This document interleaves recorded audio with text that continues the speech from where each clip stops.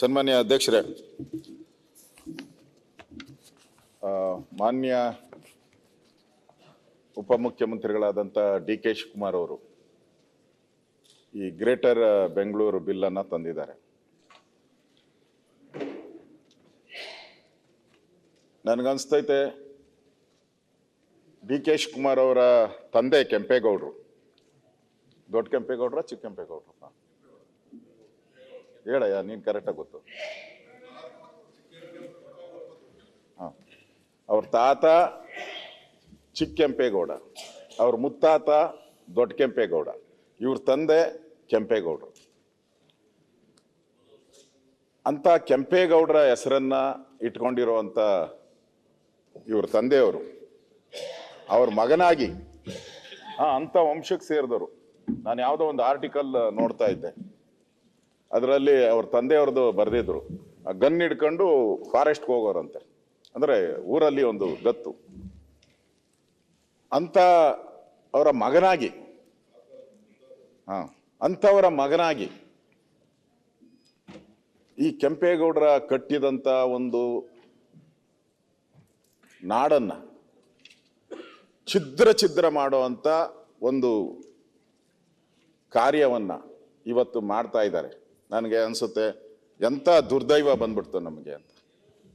ದುರ್ವಿಧಿಯೇ. ಕೆಂಪೇಗೌಡರು 4 ಗೋಪುರಗಳನ್ನ ಕಟ್ಟಿದ್ರು. 4 ಗೋಪುರಗಳನ್ನ ಕಟ್ಟಿದ್ರು. ಬೆಂಗಳೂರು ಒಟ್ಟಾಗಿರ್ಬೇಕು ಅಂತ 4 ಗೋಪುರಗಳ ಮಾನಸಿಕ ಅವರದ ಸ್ಥಿತಿ ಏನಿದೆ, ಈ 4 ಗೋಪುರಗಳ ಒಳಗಡೆ ಬೆಂಗಳೂರು ಬೆಳಿಬೇಕು ಅನ್ನೋದು. ಸುಮಾರು 21 ಗೊತ್ತಿಲ್ಲ, 21 ಪೇಟೆಗಳನ್ನ ಕಟ್ಟಿದ್ರು. 36 ಪೇಟೆ, ತಿಗಳರ ಪೇಟೆ, ಬಳೆಪೇಟೆ, ಸುಲ್ತಾನ್ ಪೇಟೆ ಎಲ್ಲರನ್ನೂ ಈ ಬೆಂಗಳೂರಲ್ಲೇ ಇರಬೇಕು ಅಂತ ಮಾಡಿದ್ರು. ಅಂದ್ರೆ ಅವ್ರ ಉದ್ದೇಶ ಬೆಂಗಳೂರು ಈ ಒಟ್ಟಾಗಿರ್ಬೇಕು ಅನ್ನೋದು ಉದ್ದೇಶ. ಇವತ್ತು ಆ ಉದ್ದೇಶಕ್ಕೆ ಒಂಥರ ಕೊಡ್ಲಿ ಪೆಟ್ಟನ್ನ ಕೊಟ್ಟಿದ್ದಾರೆ. ಬೆಂಗಳೂರು ವಿಭಾಗ ಮಾಡಿದ್ರೆ ಏನ್ ಪ್ರಾಬ್ಲಮ್? ಹಿಂದೆ ನಾನು 2006ರಲ್ಲಿ ಹೆಲ್ತ್ ಮಿನಿಸ್ಟರ್ ಆಗಿದ್ದೆ. ಆಗ ಬೆಂಗಳೂರು ಇನ್ಚಾರ್ಜ್ ಮಿನಿಸ್ಟರ್ ಆಗಿದ್ದೆ, ಕುಮಾರಸ್ವಾಮಿ ಅವರು ಮುಖ್ಯಮಂತ್ರಿ. ಆಗ ಬೆಂಗಳೂರನ್ನ ಗ್ರೇಟರ್ ಬೆಂಗಳೂರು ಮಾಡಿದ್ರಿ, ಬೃಹತ್ ಬೆಂಗಳೂರು ಮಹಾನಗರ.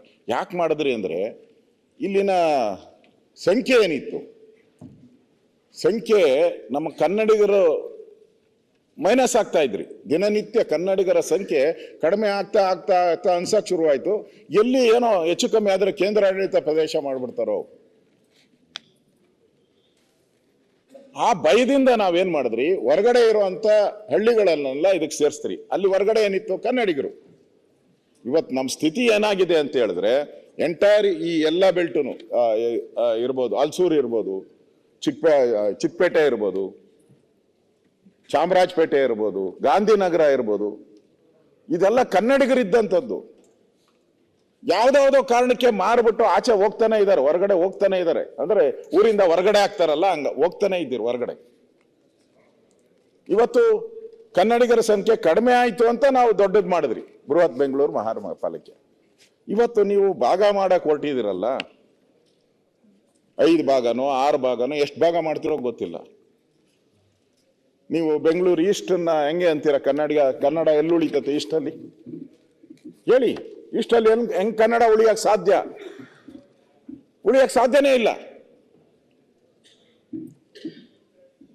ಒಂದೊಂದೇ ನಾವು ಕಳ್ಕೊಬೇಕಾಗ್ತತೆ.